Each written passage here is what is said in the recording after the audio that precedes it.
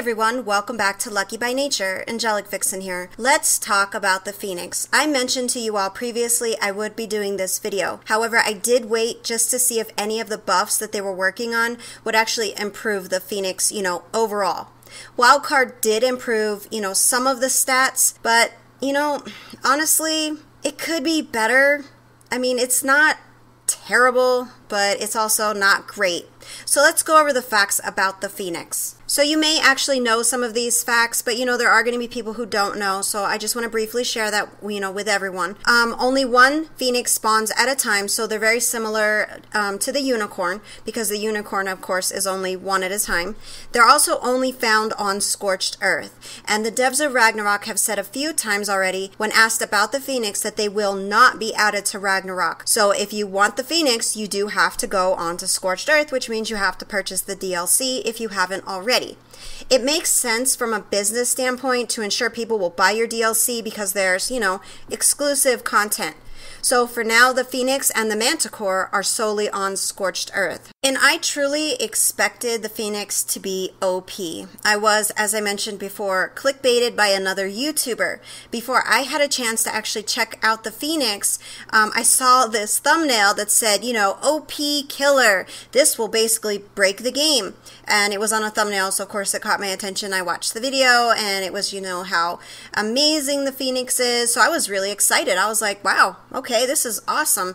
So as you can imagine, I experienced a great deal of disappointment, especially when I initially checked out the Phoenix, because when they first launched the Phoenix, it was horrendous. Like, it was absolutely horrible. I don't know what they were thinking when they launched it and they put it out there for people to try it out and, test it, but it was absolutely horrible. And I will be honest, they have made some changes to it, so it's improved, but the initial disappointment was so profound that I was just like, oh, why? I was so excited about this bird, and Wildcard just kind of squashed my dreams. It was awful. And then that YouTuber clickbaiting, I was just so frustrated.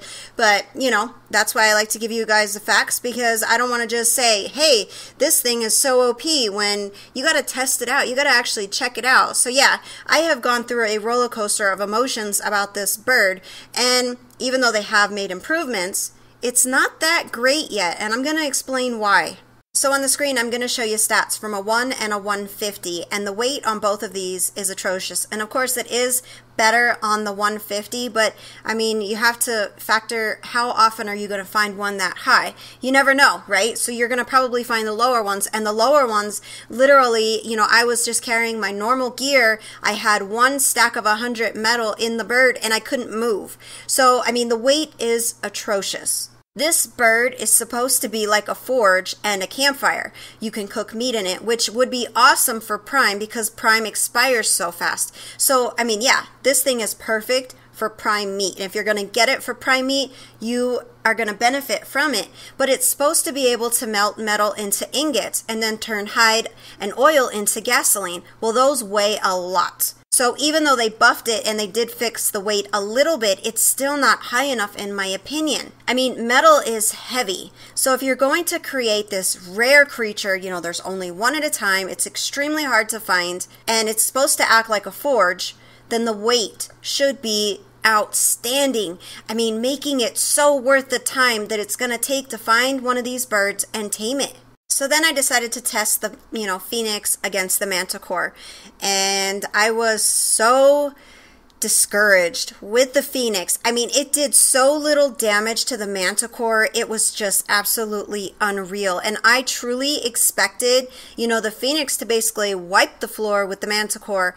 So as you can imagine, it wasn't doing anything to it. I was disappointed. The timer ran out. I died, and what was the most frustrating is this is an exclusive Scorched Earth creature. So I truly expected it to be at least comparable to a Fire Wyvern, even a low-level Fire Wyvern. But I mean, I don't know if at this point it's not working properly, but at least when I tested it, I was so blown away that it wasn't doing anything to the Manticore. So if you have a Phoenix, do not take it into the Manticore, at least not yet. Not until Wildcard, does something to fix it, because it definitely should be able to at least mildly hold its own against the Manticore, and it just did not do a thing. So another major letdown of the Phoenix is they have no gender, so there is no breeding. So you can't just get, a male and a female and then breed them and then have a fleet of Phoenix. You have to keep finding them and taming them, which again is no easy task since they don't come out until, there's a Scorcher. Of course, when the Scorcher ends, if you follow them, they turn to ashes. You can, trap them and then finish the taming process the next Scorcher. But yeah, I don't understand the reasoning behind this, besides the fact they ensure they keep you playing, because they keep you finding these things during the worst conditions of scorched earth, so you're more likely to die, you're more likely to have an issue, and you're going to spend even more time doing this. So I don't know, I kind of wish they would have given us the ability to breed them. Maybe I'm just complaining over little things. I don't know. But I just feel like that would have been a nice added benefit to going to all this trouble of getting these things, is to be able to breed them and then have your own. And then, of course, the mutations. If they let them breed, we would have mutations. And who knows how cool the Phoenix would look with, multiple colors on fire. I think it would have been pretty awesome. But, they took that away from us. So, it is what it is. And my last major complaint about this, which has caused, a great deal of disappointment and frustration, is what in the heck is up with this bird not being able to land? I mean, seriously, that is so annoying. Once you get off the bird, it is actually hard to get back on it, since it tends to stay up pretty high off the ground. So then you set it to follow you, and then it starts flying around like a madman, just going crazy. You're chasing it, trying to jump on it, and I mean, it probably looks really ridiculous. If you're watching somebody else do this, I probably would laugh. But it's not fun when you're dealing with it. It'd be fun watching somebody else deal with it. But yeah, I don't understand why they would make a flyer not be able to land. Like, seriously, I don't see the logic behind this whatsoever, except to drive people crazy. Because a flyer that doesn't land will drive a person absolutely crazy. And it works, because I was like, are you kidding me? At first I was like, what am I doing wrong? Why won't this thing land? So I was trying all these different buttons, and I'm like, okay, I know how to play this game. Why can't I get the stupid bird to land? And then I realized they don't land. So Wildcard seriously needs to fix it before people lose their mind. You go to all the trouble to get this bird, and then the thing won't actually land. So yeah, I don't know. But that is annoying, and it was just frustrating. So of course my disappointment elevated when I realized that that was a problem. So, I mean, yeah, I am disappointed with some of the aspects of this bird, but, some of the positives, I am going to throw that in this video, because it's not a complete and utter disappointment. It's just certain things I don't understand why they did the things that they did, and I hope that they continue to fix it, like another weight buff. But I'm not going to hold my breath. I can only hope. But, this bird is beautiful, and it is rideable. Originally, it wasn't going to be, and now it is, and that's kind of nice. It's actually not that slow. I was impressed with some of the speed on it, and of course it's going to be handy if you're not going to worry about the weight. Like if you're taking it around and then you have something else following you that can handle the weight, then it's a different, totally different situation. Like if you take the Phoenix and a Quetz with really high weight, well then you're not going to have to worry about so many issues that I'm referring to. You can kind of get around it.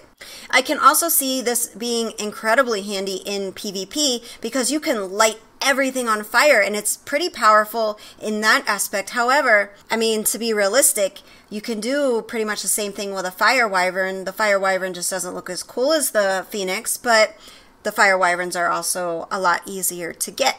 So, there's pros and cons to everything, and I'm just, trying to be realistic here. I don't want this to be a complete, me complaining the whole time. I am trying to be realistic about this bird, but truthfully, I did expect there to be more, and it could be the combination of getting clickbaited and expecting something that wasn't actually the case.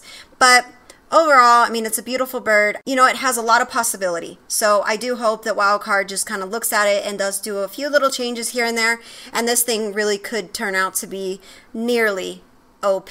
So, let's talk about it. Have you found one yet? Do you have a Phoenix? Are you going to get a Phoenix? And, do you think Wildcard will improve it over time? So, as always, I love hearing from you guys. Let's talk about it. So that's it for this video. Until next time, keep surviving. My work saved the human race.